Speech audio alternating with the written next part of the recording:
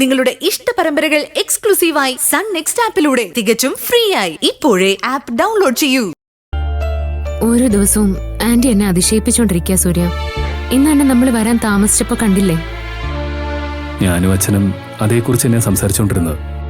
അമ്മയ്ക്കിനി മാനസികമായി പ്രശ്നം വല്ലതും ഉണ്ടോ എന്നൊരു സംശയം. അങ്ങനെയൊന്നുമില്ല സൂര്യ. എങ്കിൽ പിന്നെ എനിക്കറിയില്ലേ, ഇത് എന്നോടുള്ളതിനേക്കാളും കൂടുതൽ നമ്മുടെ കുഞ്ഞിനോടുള്ള കെയറിംഗ് ആ സൂര്യ. എന്തായാലും അമ്മയ്ക്ക് ഒരുപാട് ചേഞ്ച് ഉണ്ട്, അത് സ്വഭാവത്തിലും പെരുമാറ്റത്തിലും. ഇനി ഞാനും ശ്രദ്ധിച്ചോളാം സൂര്യ, നീ വിഷമിക്കാതെ. ഞാൻ സ്വാമിജിയെ വിളിച്ച് കാര്യങ്ങളൊക്കെ പറഞ്ഞിട്ടുണ്ട്. സ്വാമിജി പറഞ്ഞത് ഒന്നുകൂടി അമ്മയെ സ്കാൻ ചെയ്തിട്ട് അറിയിച്ചാൽ മതിയെന്ന്. വന്നോളാന്നാ പറഞ്ഞത്. അസുഖത്തിന്റെ ഇപ്പോഴത്തെ അവസ്ഥയൊന്നും അറിയാലോ. ഒരു സ്കാനിങ് നല്ലത് തന്നെയാ സൂര്യ. കഴിച്ച മരുന്നിനും ചെയ്ത ട്രീറ്റ്മെന്റിനും ഗുണമുണ്ടോന്ന് അറിയണ്ടേ? ഈശ്വര, എന്തെങ്കിലും വ്യത്യാസം പറഞ്ഞേ. വ്യത്യാസം എന്തായാലും വരും. അത് ആന്റിയുടെ പെരുമാറ്റത്തിൽ തന്നെ ഉണ്ട്.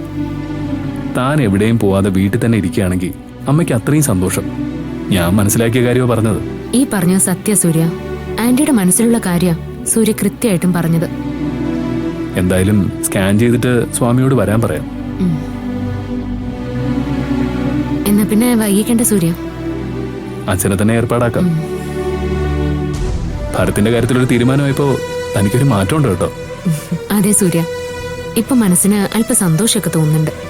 സത്യം പറഞ്ഞ എന്ത് ചെയ്യണോന്നറിയാതെ പേടിച്ചിട്ടാ ഞാനിങ്ങനെ ഓരോ നിമിഷവും കടന്നു പോയത്.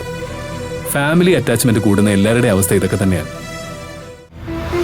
ഇനിയിപ്പോ അംബാലിക അടങ്ങിയിരിക്കുമെന്ന് എനിക്ക് തോന്നുന്നുണ്ടോ? ശരിയാ സൂര്യ. അവർക്ക് ഇനിയും സ്വയം തിരുത്താൻ പറ്റാത്ത സ്ഥിതിക്ക് നല്ലതുപോലെ ഭാമയും ഭരത്തും ശ്രദ്ധിക്കണം. എന്നാലേ മനസമാധാനത്തോടെ ജീവിക്കാൻ പറ്റൂ. തന്ത്രം പറഞ്ഞു കൊടുക്കാൻ അനിരുദ്ധനുള്ളതുകൊണ്ട് ഏത് നിമിഷവും പുതിയൊരു ഐഡിയ ആയിട്ട് വന്നോളൂ. അവരുടെ ഒരു നമ്പറും ഇനി നടക്കില്ല സൂര്യ. അത്രമാത്രം വിശ്വാസം അഭിനയിച്ച എല്ലാ മക്കളെയും വീണ്ടും ആന്റി പറ്റിച്ചത്.